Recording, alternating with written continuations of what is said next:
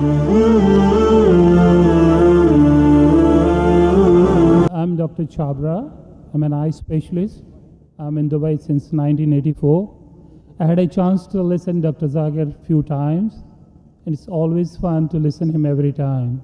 It's so informative, so educative, so eye-opener, and I always enjoy asking him some questions. So I'm lucky to be the first to ask him the question.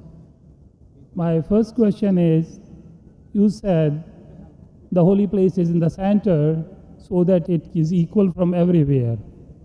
But to my mind, I may be wrong or right, the God is all-prevailing, omnipotent, omnipresent, omnivorous. Then he need not to be present in one place. He is everywhere.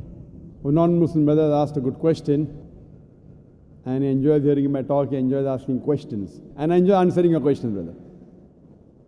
He asked the question that God is omnipotent, omnipresent, so why should he be in the center? Brother, when you heard my answer, I think you misunderstood. I never said God is present in the center. I didn't say that. I said the Kaaba is in the center, not God. Kaaba is the Qibla, the direction. And the Kaaba is only direction for unity. When we worship Almighty God, we face in one direction for unity. Not that God is only there. Quran clearly says in Surah Baqarah chapter 2 verse 177, it is not righteousness that you turn your face to the east and west. It is righteousness that you believe in Allah.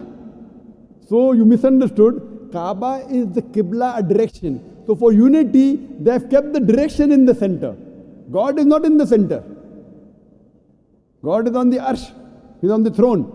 What we realize that for unity, we have to face in one direction. So the Kaaba for unity has been kept in the center. So all the different people, different human beings from different parts of the world can face for unity in one direction, because we believe when we offer prayers in Salah, we believe in congregation, believe in unity. Hope that answers the question, brother.